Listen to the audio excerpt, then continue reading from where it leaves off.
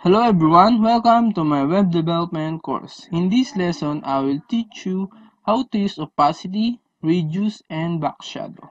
First, let's go to our div content in style type opacity 0.5. Save it, refresh your browser, and it's done. Next is the border reduce type.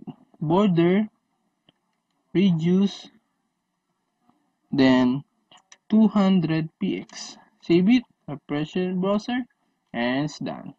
Next is the back shadow type. Box shadow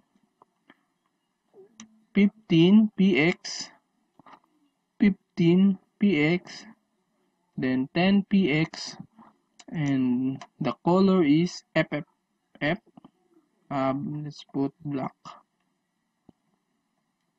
Save it, refresh your browser, and it's working.